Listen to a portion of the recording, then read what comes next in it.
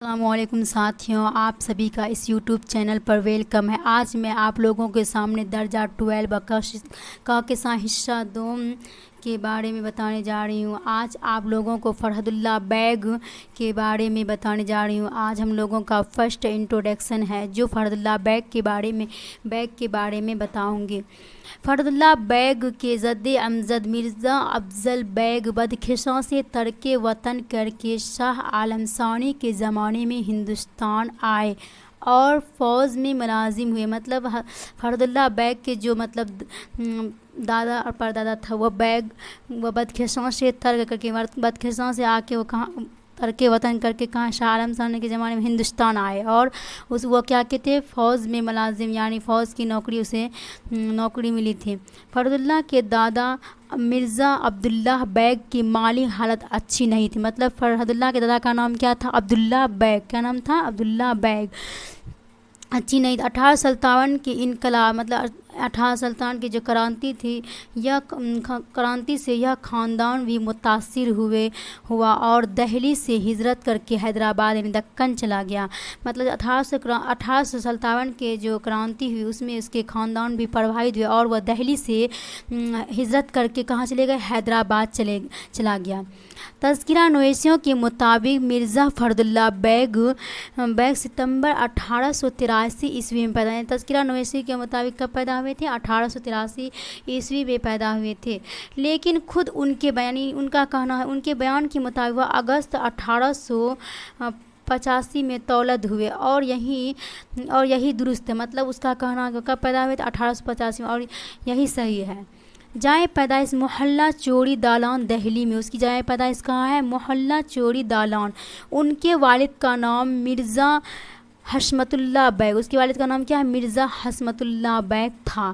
فرحت صرف 10 روز کے تھے تو ان کی والدہ مشرف جہاں، ان کی والدہ کا نام کیا تھا؟ مشرف جہاں بیگم، ان کا انتقال ہو گیا جب وہ صرف 10 روز کے یعنی 10 دن کے تھے تو اس کے کیا ہوئے؟ والدہ یعنی امی کا انتقال ہو گیا۔ ان کے لاولد اور بیوہ پھوپھی، اس کی پھوپھی بیوہ تھی حسن جہاں، پھوپھی کا نام کیا تھا؟ حسن جہاں۔ کیا نام تھا؟ حسن جہاں بیگم انہیں اپنی اولاد کی طرح پالا۔ اس کی پرورش کون کی؟ اس کی پھوپھی، اس کا نام کیا تھا؟ حسن جہاں۔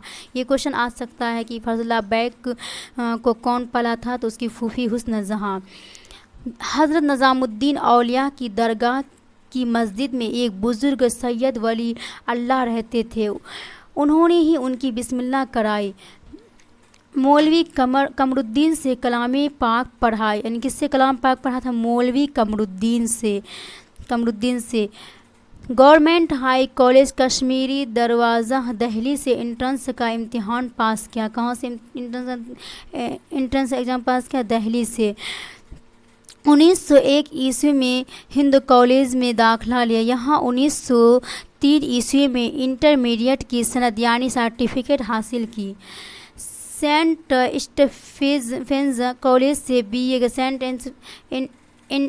اسٹیفنز کالج سے کیا بی اے کی ڈگری حاصل کی۔ انہوں نے اسی کالج میں MA کیا، وہی کالج سے کیا MA کیا، ایم اے کیا میں بھی داخلہ لیا، لیکن معاشی حالت یعنی اس کی آرتھک استھتی کیا تھی؟ کمزور ہونے کے سبب سے تعلیم مکمل نہیں کر سکے، یعنی اس کی آرتھک استھتی اچھی نہیں تھی جس سے وہ کیا کہ تعلیم کو کمپلیٹ نہیں کر سکے۔ اپنی تعلیمی زندگی کے دوران انہیں کھیلوں سے بہت دلچسپی، جب وہ تعلیم حاصل کرتے انہیں کھیلوں میں بھی کیا تھی؟ دلچسپی تھی۔ کرکٹ، ٹینس، بیلٹ، چوسر اور شطرنج وغیرہ سبھی کچھ کھیلتے تھے۔ کون سب کھیل کھیلتے؟ کرکٹ، ٹینس، بیلٹ، چوسر اور شطرنج وغیرہ سبھی کھیل کیا کرتے تھے؟ کھیلتے۔ فرحت اللہ بیگ تلاش معاش کے سلسلے میں یعنی روزگار کے سلسلے میں حیدرآباد آئے اور وہاں کے ایک اسکول میں انگریزی کے معلم بنائے گئے۔ معلم مطلب تھا استاد یعنی شکشک بنائے گئے۔ 1908 عیسوی میں ہائی کورٹ میں مترجم مقرر یعنی ٹرانسلیٹر کا اس کو کیا ہوا؟ ہائی کورٹ میں نوکری لگ گیا۔ ٹرانسلیٹر مطلب ہندی سے اردو اور اردو سے انگلش یہی سب کرنا ہوتا ہے۔ 1910 میں جوڈیشیل امتحان پاس کیا. 1910 میں کیا جوڈیشیل امتحان پاس کیا اور اس میدان میں مختلف عہدے پر ترقی کرتے ہوئے 1939 میں ہائی کورٹ کے انسپیکٹنگ افسر بنے اور 1942 میں اسی عہدہ سے سبکدوش ہوئے. کیا ہوئے؟ اسی مطلب ریٹائر یہی عہدہ سے کیا ہوئے؟ انسپیکٹنگ کے عہدہ سے کیا ہوئے؟ ریٹائر ہوئے. مرزا فرد اللہ بیگ کی شادی اگست 1908 میں ان کی چاچا ساجد بیگ کی لڑکی نسیمہ سلطانہ سے ہوئی. کس سے ہوئی اس کی شادی؟ نسیمہ سلطانہ سے ہوئی. ان کے انتقال کے بعد دوسرا نکاح پہلی بیوی کی بہن حمیدہ سلطانہ سے، مطلب اس کی انتقال ہو گئی، اس کے بعد اس کی دوسری بیوی کا نام کیا ہوا؟ پہلی بیوی کی بہن حمیدہ سے پھر کیا اس کا نکاح ہوا. فرد اللہ بیگ کا انتقال 27 اپریل 1947 کو عارضہ قلب ہوا اور ٹھکی ذیل کے قریبی قبرستان سرائے الہی چمن میں سپرد خاک، یعنی اس کی وہاں پہ کیا ہو گئی؟ مٹی ہو گئی، مٹی وہیں پہ.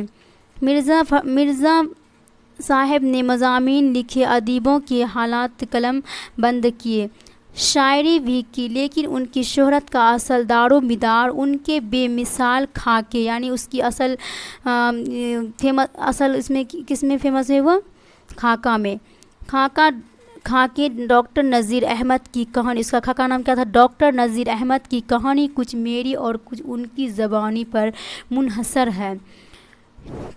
یہ خاکہ پہلی مرتبہ انجمن ترقی اردو ہندی کے رسالے اردو کے شمارہ جولائی 1927 عیسوی میں طبع ہوا تھا. یہ خاکہ نہ صرف ان کا بلکہ اردو کے بہترین خاکوں میں ایک ہے. دہلی کا ایک یادگار مشاعرہ اور پھول والوں کی سیر بھی ان کے یادگار تحریریں ہیں. ان کے مضامین فرحت، ان کے مضامین کا نام کیا ہے؟ مضامین فرحت کے نام سے 7 جلدوں میں طبع ہوئے. ان کی دیگر کتابوں میں ان کے دوسری کتابوں میں کیا ہے؟ انشا، دیوان یقین، دیوان نظیر، میری داستان اور میری شاعری اہم ہے. انشاءاللہ آپ لوگوں کو ویڈیو پسند آئی ہوگی اور انشاءاللہ میں آگے اور بھی ویڈیو لانے کی کوشش کریں گے. شکریہ.